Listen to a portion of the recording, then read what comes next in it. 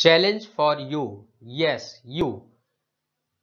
यह जो छोटा सा सेंटेंस है, यह कहीं ना कहीं आपके मन मस्तिष्क में उत्साहवर्धक ऊर्जा का आभास कराता है। क्या है यह challenge for you, yes you? प्रतिस्पर्धा किसी भी क्षेत्र में हो, वहां चैलेंजेस आपके समक्ष जरूर होते हैं और उन चैलेंजेस को कैसे आप फेस कर पाते हैं, यह आपके पूर्व तैयारी पर निर्भर करता है, पूर्व अभ्यास पर निर्भर करता है। यह जो सेशन द्रोण आईसीएस की टीम द्वारा बहुत ही गहन परिश्रम के द्वारा तैयार किया जा रहा है, यह कहीं ना कहीं आपके कॉम्पिटिटिव एग्जाम्स को क्वालिफाई करने में बहुत ही इंपॉर्टेंट रोल करने वाला है। और इससे ना ही आपकी ज्ञान का वृद्धि होगी, बल्कि आपकी अभ्यास जिसमें निरंतरता आवश्यक है, वह भी इससे कहीं ना कहीं बहुत अत्यधिक प्रभावित होगी। कहीं से भी आप स्टडी कर रहे हो, भले ही किसी कोचिंग इंस्टीट्यूट से आप क्लासेस कर रहे हो, सेल्फ स्टडी कर रहे हो, पुस्तकों से अध्ययन कर रहे हो, या किसी के मार्गदर्शन में आप अध्ययनरत हो, और आने वाली प्रतिस्पर्धी इस जो परीक्षाएं हैं, चाहे वह सिविल सर्विसेज की हो, उनमें आईएएस, पीसीएस या समीक्षा अधिकारी से संबंधित परीक्षाएं हो, CET that means combined eligibility test, जिसमें एसएससी बैंक्स का भी नाम आप ले सकते हो, इनसे रिलेटेड कोई भी परीक्षा जो कि आपको सरकारी नौकरी दिला सकती है, उसके तैयारी हेतु जो निरंतरता अभ्यास की आवश्यकता होती है, उसका कहीं ना कहीं शिक्षा के बाजार में अभाव है। और इसी दृष्टिकोण से यह जो YouTube पर सेशन शाम को 7:30 बजे MCQ डेली क्विज का लाया जा रहा है, इसका उद्देश्य ही यही है कि आपने जो पहले से पढ़ रखा है, उसका निरंतर एक आधे घंटे का समय लगभग निकाल करके आप प्रतिदिन विविध विषयों का अभ्यास भी कर ले। इसी के मद्देनजर द्रोण आईसीएस की टीम द्वारा कुशल विशेषज्ञों के मार्गदर्शन में प्रतिदिन विशिष्ट विषयों पर उन विषयों से संबंधित विशेषज्ञों द्वारा डेली क्विज आप लोगों तक प्रोवाइड कराया जा रहा है। मैं कुमार पंकज द्रोण आईसीएस की पूरी टीम की ओर से आप लोगों का इस सेशन में मोस्ट वेलकम करता हूं, और ये उम्मीद करता हूं कि इस सेशन से आप लोग अधिकाधिक लाभ उठाएंगे, जिससे कि आप इसमें प्रतिस्पर्धी परीक्षाओं को लेकर के निडर होकर के तैयारी कर सकें। और लगातार आप कमेंट्स करके अपने उत्तरों को समय के दौरान ही चेक करेंगे अपनी एबिलिटी को कि कैसे आप लोगों की प्रिपरेशन चल रही है। इससे टीम को भी उत्साह मिलेगा, जिससे कि आप लोगों के लिए बेहतर से बेहतर वर्क वो कर सके।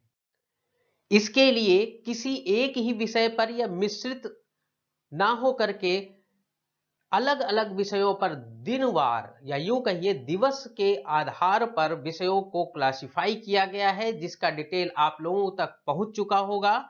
और यदि नहीं पहुंचा है तो डिस्क्रिप्शन बॉक्स में जाकर के तुरंत ही टेलीग्राम ग्रुप ज्वाइन करें, और वहां से टोटल शेड्यूल आप ले सकते हैं। और ये जो एमसीक्यू कराए जा रहे हैं, इनका पीडीएफ भी आप वहां से निःशुल्क प्राप्त कर सकते हैं। वीडियो बहुत ही इंटरेस्टिंग होने वाला है, इसलिए वीडियो को स्किप कतई मत करिएगा और वीडियो को अंत तक जरूर देखें। आज का वीडियो शुरू करने से पहले हम आपको डेली जो शेड्यूल है उसको हम मौखिक तौर पर आपको भी बताना चाहेंगे कि किस दिन किस विषय का और किन विशेषज्ञों द्वारा आपको डेली क्विज कराया जा रहा है और उपलब्ध कराया जाता रहेगा। इसमें अगर सोमवार को देखें तो भारतीय राज्य व्यवस्था से संबंधित जो टॉपिक्स है वहां से रिलेटेड डेली क्विज आपको प्रोवाइड कराया जाएगा। ट्यूसडे को भारतीय अर्थव्यवस्था, वेडनेसडे को भूगोल और पर्यावरण, बृहस्पतिवार को इतिहास, शुक्रवार को साइंस एंड टेक और करंट अफेयर्स, शनिवार को गणित और हिंदी, और अंततः रविवार को तर्क शक्ति क्षमता और अंग्रेजी के डेली क्विज आपको कराए जाएंगे। अब यहां प्रश्न ये उठता है कि संडे को भी क्या क्लास होगी? तो संडे को, दैट मीन्स संडे को भी यहां पर रीजनिंग और इंग्लिश का सिस्टम रखा गया है, क्योंकि अभ्यास निरंतर जरूरी है, उसके लिए भी किसी भी प्रकार के अवकाश की आवश्यकता नहीं होती है। भले ही आप अपनी स्टडी आवर्स को संडे को कम कर सकते हैं, लेकिन अभ्यास के प्रक्रिया को निरंतर आप जारी रखेंगे। तो शेड्यूल के अकॉर्डिंग आज का जो डे है वो ट्यूसडे है, और आज तारीख 5 जनवरी 2020 जाने के बाद अब 21 आ गया है, और 2021 में आपकी सफलता की कामना के साथ, आपके सिलेक्शन के में सफल होने की कामना के साथ आज का सेशन भारतीय अर्थव्यवस्था स्टार्ट करते हैं।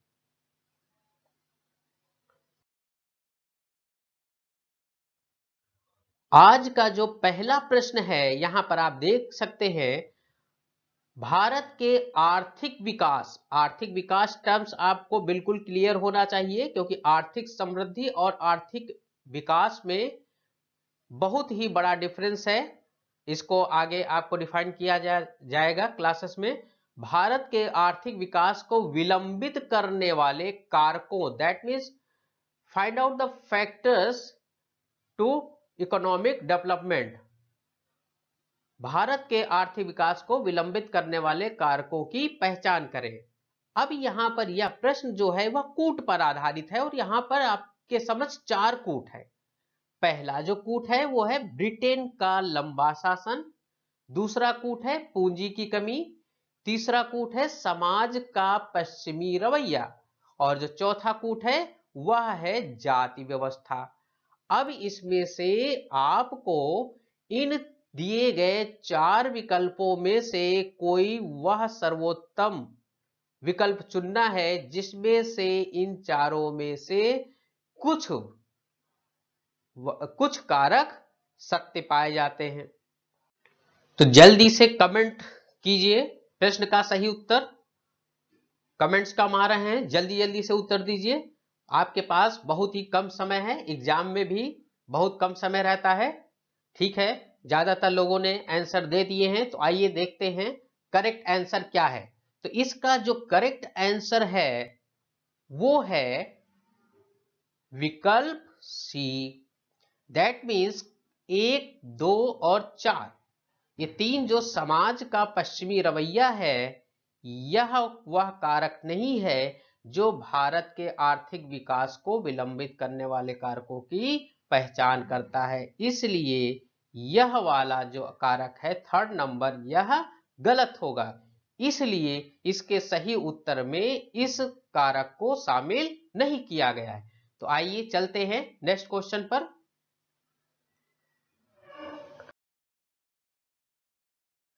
नेक्स्ट क्वेश्चन है, भारतीय अर्थव्यवस्था अल्प विकसित श्रेणी में आती है, निम्न कारकों में से यह किससे इंगित होता है? यह प्रश्न भी कूट आधारित प्रश्न है। विशेषकर सिविल सर्विसेज में कूट आधारित प्रश्नों की भरमार होती है, और वहां पर आपको सर्वोत्तम उत्तर विकल्प के रूप में चुन करके, सर्वोत्तम विकल्प उत्तर के रूप में चुन करके आपको फिलअप करना होता है ओएमआर शीट। तो यहां देखें कूट क्या है। पहला कूट है कृषि मुख्य व्यवसाय है, दूसरा जो है वह है चिरकालिक बेरोजगारी, तीसरा जो कूट है वह है मानव पूंजी की खराब गुणवत्ता, और चौथा कूट है प्रोटीन की प्रति व्यक्ति कम खपत।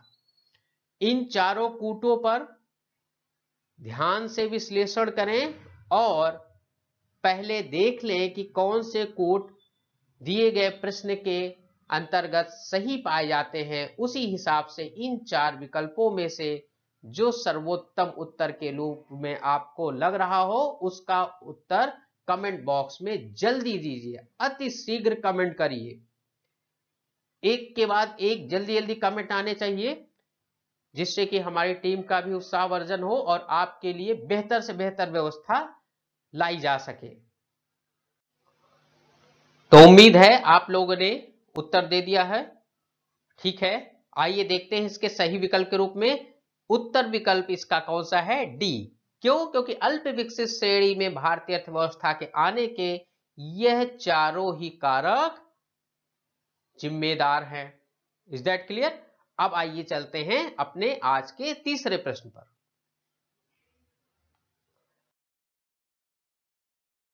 आज का जो तीसरा प्रश्न है वह है, ब्रिटिश राज में भारत विनिर्माणकर्ता राष्ट्र मुख्य तौर पर किस कारण नहीं रह पाया या नहीं रहा था?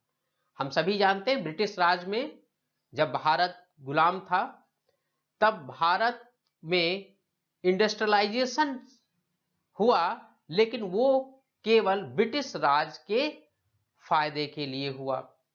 उन क्षेत्रों में ही हुआ जहां पर ब्रिटिश सरकार का या यूं कहिए ब्रिटिश गवर्नमेंट के लिए फायदेमंद चीज थी। तो यहां पर 4 सीधे विकल्प दे रखे। कृषकों की दशा में सुधार होने से, ब्रिटेन की व्यापारिक नीतियों के कारण, सी विकल्प है अकालों के निरंतर के कारण, और डी विकल्प है युद्धों के लंबे खिंचने से। तो इनमें से बेहतर विकल्प आपको उत्तर के रूप में चुन करके जल्दी से कमेंट करना है। कमेंट बॉक्स खाली नहीं जानी चाहिए, एक के बाद एक जल्दी जल्दी कमेंट करिए अपने उत्तर, और एक दूसरे से प्रतिस्पर्धा करिए कि कौन पहले यहां पर अपने उत्तर को कमेंट में करता है।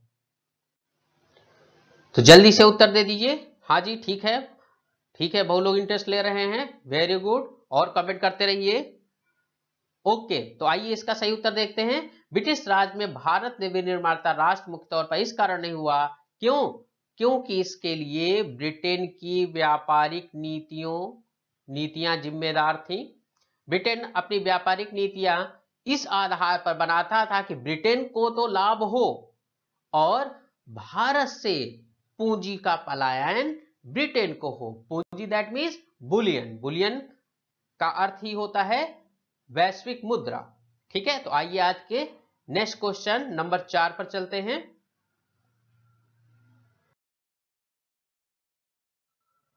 भारत का योजना आयोग जिसे आप जानते हैं, जब अभी बीजेपी गवर्नमेंट 2014 में बनी तो उसके बाद इसने इस योजना आयोग का नाम क्या कर दिया? नीति आयोग, NITI, नीति आयोग। ठीक है, तो इस नीति आयोग या योजना आयोग के बारे में इन 4 कूटों में से कौन सा सही है यह आपको पता है। ध्यान दीजिएगा, योजना आयोग के बारे में जब आपको अच्छी जानकारी होगी तभी इस तरह के प्रश्नों के उत्तर आप दे सकते हैं।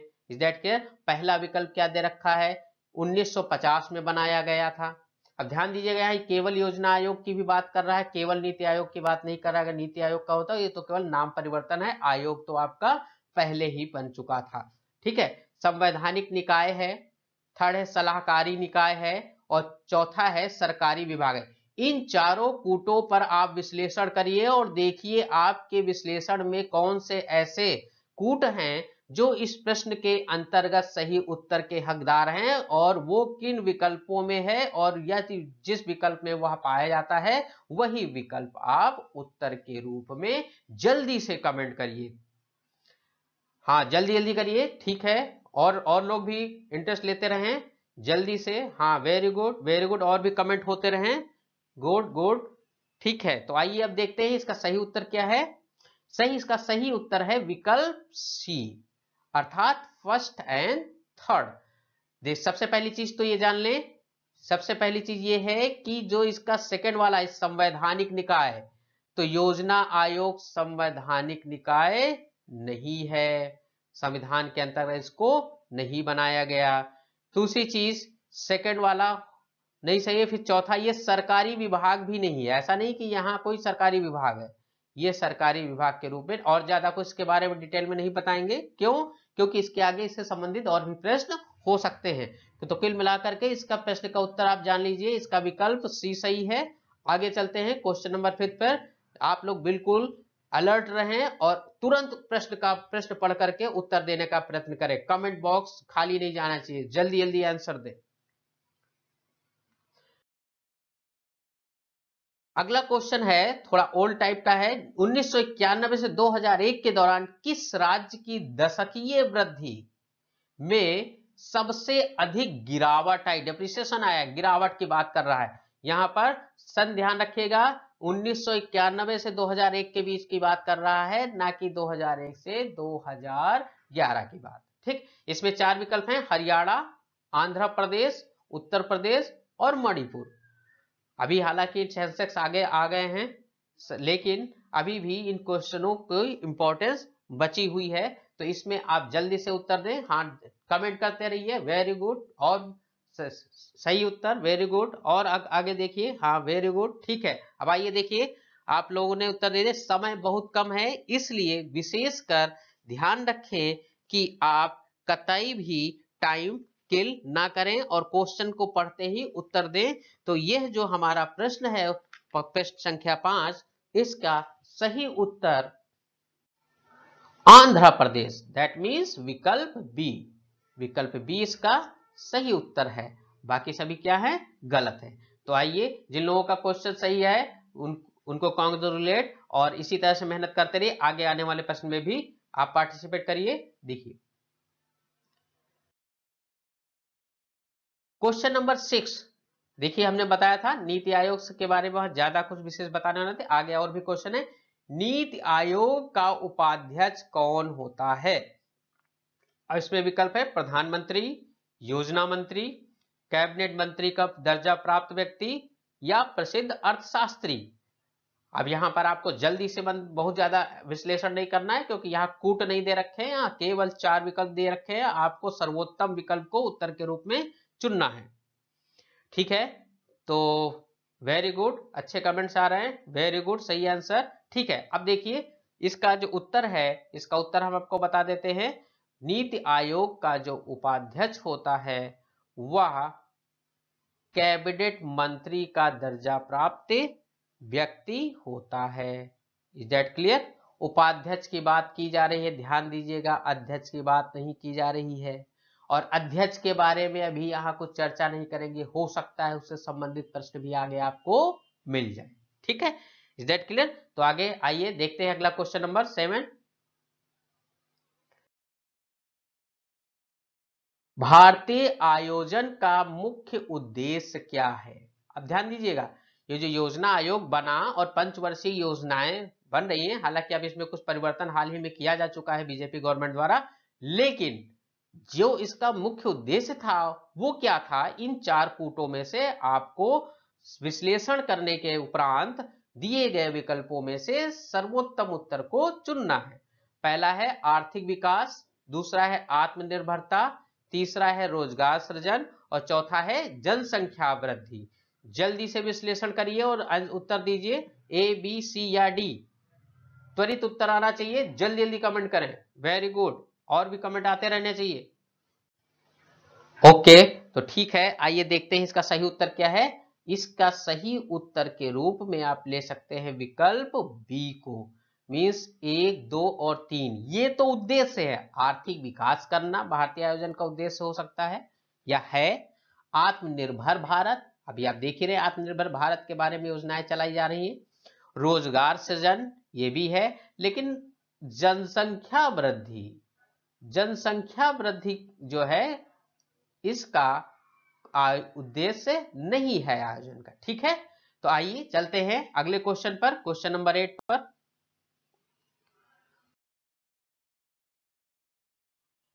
भारतीय आयोजन के कुल उद्देश्यों का वर्णन करने में सर्वोत्तम बात क्या होगी। अब ध्यान दीजिए, कुल उद्देश्यों की बात है, तो इसका अर्थ यह हुआ कि भारतीय योजना आयोग के बारे में आपको डिटेल में पहले से पता होना चाहिए। विशेषकर सिविल सर्विसेज वाले कैंडिडेट जो हैं उनको भारत ईयरबुक या भारत वार्षिक बुक जो आती है, इंडिया ईयरबुक, जरूर अध्ययन करना चाहिए। तो इसमें सर्वोत्तम बात को आपको इन विकल्पों में से ढूंढनी है। औद्योगिक विकास की प्राप्ति, समाजवाद, न्याय के साथ विकास और क्षेत्रीय खुशहाली, इनमें से कौन सा विकल्प सही है? जल्दी से कमेंट करें। Very good, very good. और भी और जल्दी जल्दी कमेंट करते रहें। Good, very good, okay, times of. अब देखते हैं इसका सही उत्तर क्या है। इसका जो सही उत्तर है वह विकल्प बी है। सर्वोत्तम बात क्या है? समाजवाद। ठीक है, तो आगे देखिए क्वेश्चन नंबर 8 के बाद क्वेश्चन नंबर 9। भारतीय आयोजन की उपलब्धियों, ध्यान दीजिए उपलब्धियों के बारे में, शामिल होने योग्य है। पहला है मजबूत अधोसंरचना का विकास, निर्यात व उद्योगों का विविधीकरण, राष्ट्रीय आय में उच्च वृद्धि, और चौथा जो कूट है कीमतों पर कठोर नियंत्रण। जल्दी से इन चारों कूटों पर विश्लेषण करिए और आपके अकॉर्डिंग इस प्रश्न के अंतर्गत कौन से कूट सही होने चाहिए और वह किन विकल्पों में मिलेंगे। जल्दी से एनालिसिस करिए। वेरी गुड, उत्तर आने लगे हैं। कमेंट बॉक्स में जल्दी जल्दी उत्तर दीजिए। गुड, और भी वेरी गुड। अब आइए, ठीक है, टाइम्स अप। अब देखते हैं इसका सही उत्तर क्या है। इस प्रश्न का सही उत्तर है विकल्प ए, मींस कूट 1 और 2 सही है। मजबूत अधोसंरचना का विकास और निर्यात व उद्योगों का विविधीकरण, ये उपलब्धियां भारतीय आयोजन में शामिल की जा रही। राष्ट्रीय आय में उच्च वृद्धि, कीमतों पर कठोर, ऐसा इसमें कोई मेंशन नहीं किया गया। खैर आगे चलते हैं, अगला क्वेश्चन नंबर 10।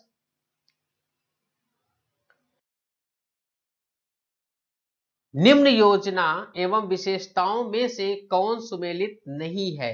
अब यहां पर ये 4 कूट दे रखे हैं और 4 इन कूटों में से आपको यह देखना है कौन सा सही मिलान नहीं है, और ये आपको चुन करके और उत्तर देना है। ध्यान दीजिए, ये नहीं देखना है कि कौन सा सही मिलान है और उस अनुसार उत्तर दे दे। यहां पर ये जो वर्ड लिखा है नहीं, देखिए इसके आगे अंडरलाइन लिखा हुआ है, ठीक है, इस पर विशेष ध्यान देंगे। इस तरह के प्रश्न बहुतायत संख्या में आने वाली परीक्षाओं में पूछे जाने हैं और लगातार पूछे जा रहे हैं। जहां पर नहीं वर्ड होता है और विशेषकर वहां अंडरलाइन भी होती है, जैसे यहां पर है। लेकिन जो प्रतिस्पर्धी हैं, जो अभ्यर्थी हैं, वो बहुत ही दबाव महसूस करते हुए पेपर देते हैं, इसलिए इन छोटी छोटी चीजों का ध्यान नहीं रखते। लेकिन यहाँ आपको अभ्यास इसीलिए कराया जा रहा है कि इनसे संबंधित गलतियां आपके एग्जाम में ना हो। देखिए उत्तर आने स्टार्ट हो गए। Very good. अब यहां पर देखिए, यहां पर जो यह प्रश्न है इसका जो सही उत्तर है वह विकल्प बी है। अर्थात 3 और 4 क्या है, वास्तव में ये गलत है। क्यों? क्योंकि यहां प्रश्न क्या था, नहीं से संबंधित था। 3 और 4 गलत है। मीन्स तृतीय योजना में हरित क्रांति नहीं थी, चतुर्थ योजना में गरीबी उन्मूलन में न्यूनतम आवश्यकता कार्यक्रम नहीं था, इसलिए 3 और 4 गलत हैं। तो इसका अर्थ यह हुआ बी ऑप्शन आपका करेक्ट है। बाकी जहां तक प्रथम योजना की बात करते हैं, यहां सामुदायिक विकास परियोजना की बात की गई थी और द्वितीय योजना में भारी उद्योग से भी संबंधित बात की गई थी, इसलिए ये दोनों वास्तव में सही है। लेकिन प्रश्न के अकॉर्डिंग ये दोनों क्या है, नहीं लिखा है यहां, इसलिए इसके अंतर्गत ये गलत है। तो इसलिए हमारा सही उत्तर क्या है, विकल्प बी। तो आइए क्वेश्चन नंबर 11 की ओर चलते हैं।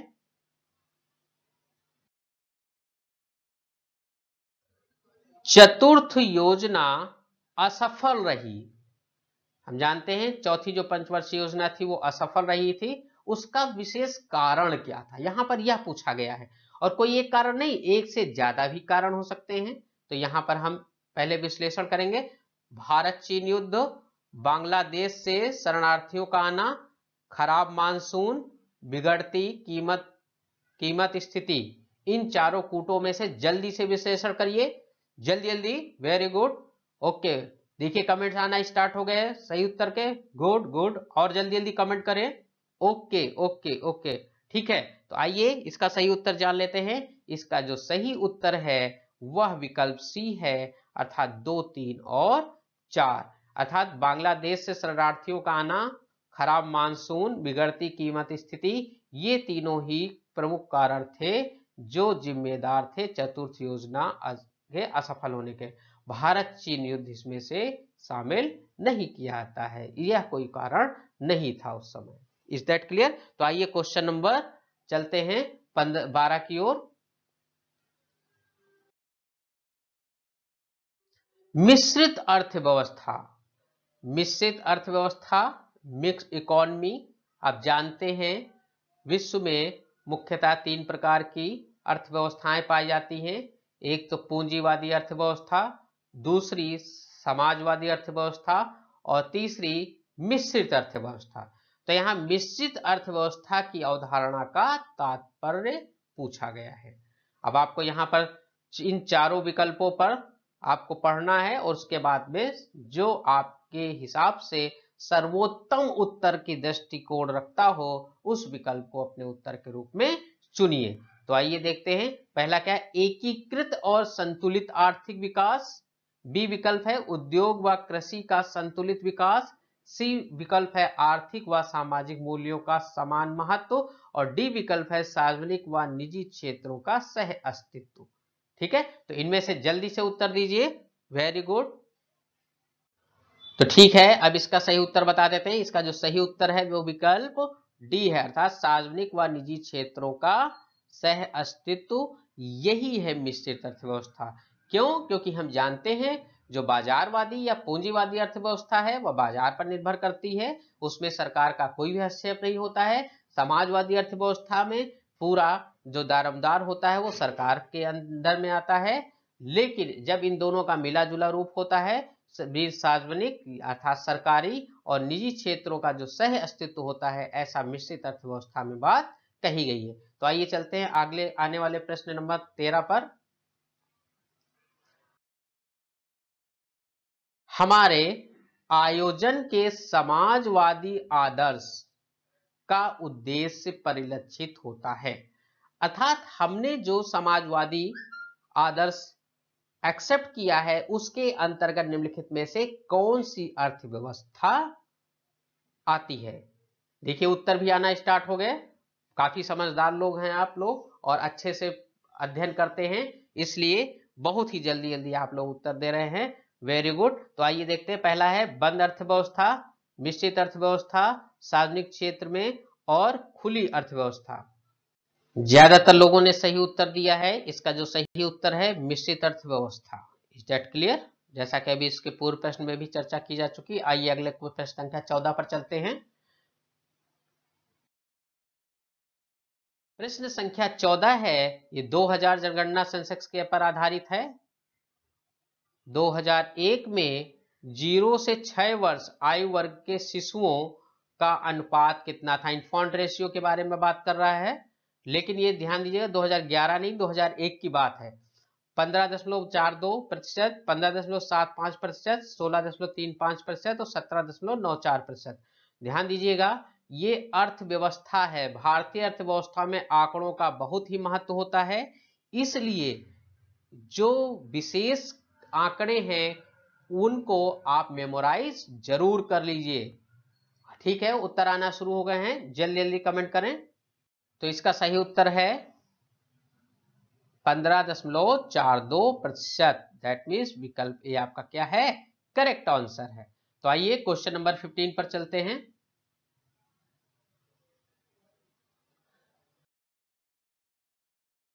क्वेश्चन नंबर 15 है, वर्ष 2001, ये भी देखिए 2001 सेंसेक्स पर आधारित है, में जनसंख्या घनत्व वर्ष 1991 की तुलना में कितना अधिक था?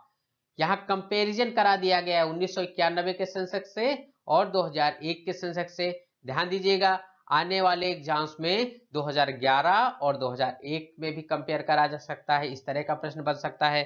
तो देखते हैं इसका सही उत्तर क्या है। प्रश्न विकल्प एक कह रहा है 20%, बी है 21.3%, सी है 21.46% और डी है 22.3%। तो जल्दी से इसका उत्तर दीजिए कमेंट बॉक्स में। ओके, तो इसका उत्तर क्या है? उत्तर नंबर 15 उत्तर है इसका विकल्प बी, दैट मीन्स 21.3%। ठीक है, तो आइए अगला क्वेश्चन देखते हैं। Question number 16। क्वेश्चन नंबर 16 देखिए, दुर्गापुर, भिलाई और राउरकेला संयंत्रों की बात कर रहा है। डॉट डॉट दैट मीन्स यहाँ फिल करना है आपको। योजना में स्थापित किए गए, यहाँ योजनाएं देखें, दूसरी योजना, तीसरी योजना, चौथी, पहली, इनमें से कौन सी योजना के अंतर्गत इन संयंत्रों का इसको स्थापित किया गया था, जल्दी से आपको बताना है। हाँ वेरी गुड, बहुत से करेक्ट आंसर आ रहे हैं। ठीक है, और जल्दी जल्दी कमेंट करें। Very good. और इसको वीडियो को आप ज्यादा से ज्यादा शेयर करें अपने जो भी ग्रुप्स में जुड़े हुए हैं, जिससे कि लोगों तक इस सेशन का लाभ पहुंचे और लोग प्रतिस्पर्धा करें। और विशेषकर ग्रामीण क्षेत्रों में ये चीजें जरूर पहुंचनी चाहिए, क्योंकि वहां पर स्टडी के रिसोर्सेस क्या हैं, बहुत ही कम है। देखिए इसका सही आंसर है, करेक्ट आंसर इज विकल्प ए, अर्थात दूसरी योजना, दुर्गापुर, भिलाई और राउरकेला संयंत्र दूसरी योजना, कौन सी योजना, दूसरी योजना में स्थापित किए गए। ठीक है, आइए क्वेश्चन नंबर 17 की ओर बढ़ते हैं।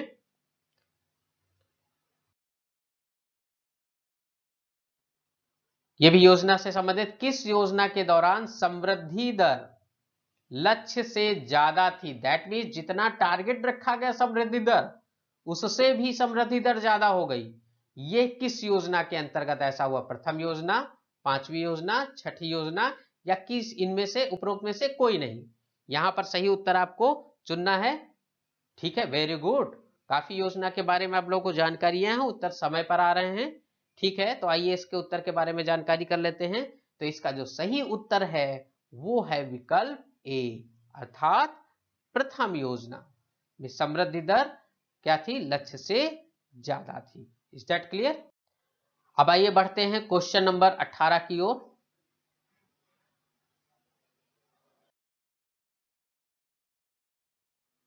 राष्ट्रीय विकास परिषद, नाम सभी ने सुन रखा होगा, राष्ट्रीय विकास परिषद, नेशनल डेवलपमेंट काउंसिल मुख्यतः संबंध है। विकल्प सीधे सीधे रखें, कूट नहीं है, इसलिए थोड़ा आसान प्रश्न पड़ेगा आपके लिए।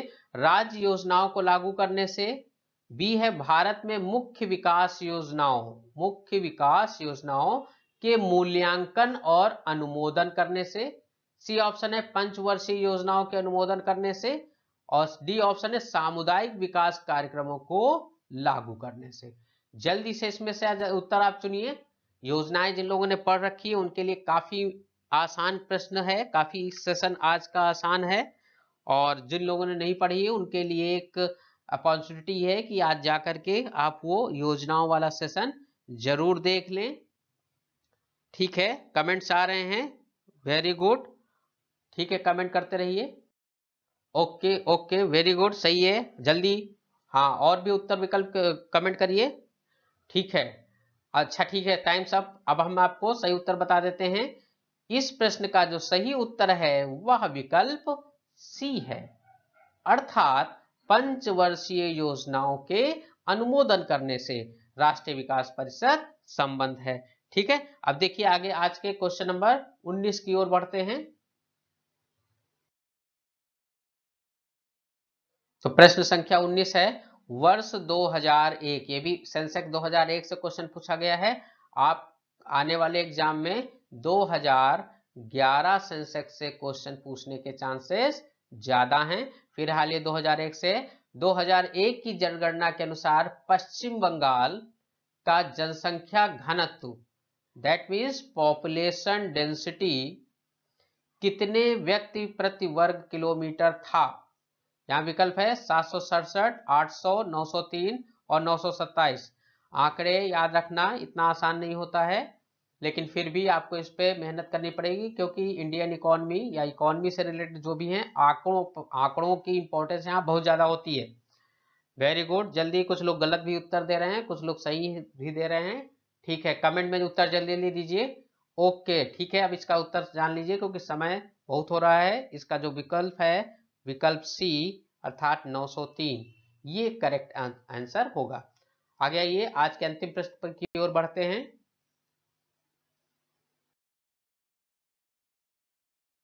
आज का अंतिम प्रश्न भी भारतीय जनगणना 2001 से है, भारत की जनगणना 2001 के अनुसार निम्नलिखित कथनों में से कौन से कथन सत्य हैं? यहां ध्यान दीजिएगा, ये कोट वाला प्रश्न है, कोट 1, 2 और 3। सर्वाधिक जनसंख्या घनत्व वाला राज्य पश्चिम बंगाल है। जनसंख्या घनत्व के आधार पर दूसरा स्थान बिहार का है। जनसंख्या घनत्व के आधार पर केरल का स्थान तीसरा है। ये 3 कूट दे रखे हैं, लेकिन ये जनगणना 2001 पर आधारित है, ना कि 2011। ठीक है, जल्दी से इन पर विश्लेषण करिए और जिन उत्तरों के बारे में आप जान रहे हैं, किस विकल्प में आ रहे हैं, उस विकल्प को उत्तर के रूप में चुनिए। केवल एक और 2, 1, 2 और 3, 1 और 3। जल्दी से उत्तर चुनिए। ठीक है, वेरी गुड, कमेंट करते रहिए। हाँ जी, ठीक है, सही है। ओके, तो इसका जो सही उत्तर है वो है विकल्प सी। काफी लोगों ने सही दिया है। तो इसका जो फर्स्ट, सेकेंड और थर्ड, दैट मीन्स ये तीनों ही जो कूट हैं ये सही हैं। ठीक है, तो इस प्रकार से अंत में आप चाहें तो इसके उत्तरों की जो आंसर शीट है, की शीट है, उसका आप स्क्रीनशॉट ले सकते हैं, जो अगली स्लाइड पर है, देख लीजिए आप लोग।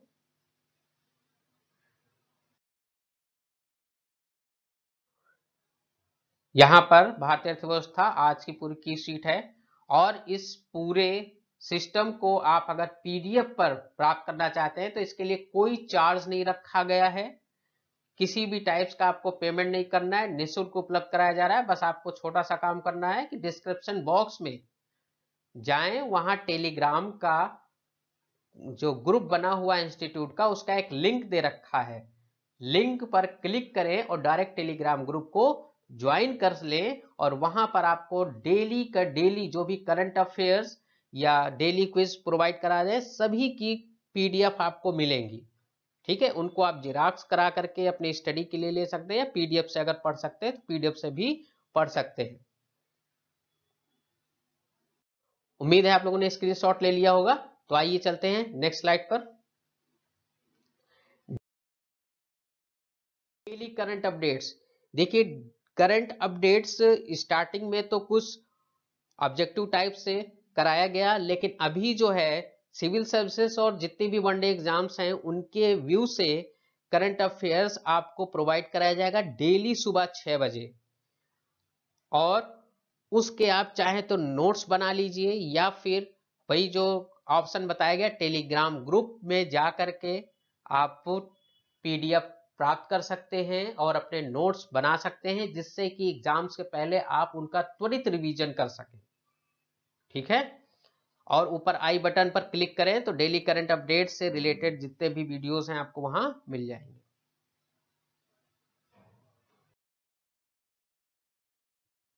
ये डेली क्विज सेशन है, इसका ये शेड्यूल है।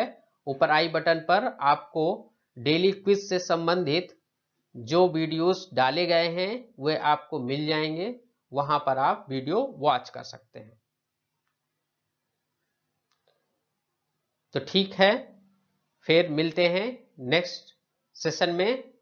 तब तक के लिए आप लोग अच्छे से स्टडी करें और पूरी तन्मयता के साथ जुट जाएं। और द्रोण आईसीएस टीम आपकी ग्रोथ के लिए, आपके सिलेक्शंस के लिए पूरी तरह से प्रतिबद्ध है और निरंतर बेहतर करने की कोशिश करेगी, जिससे कि आप लोगों का सिलेक्शन अतिशीघ्र हो सके। टीम की ओर से आप सभी लोगों को नमस्कार।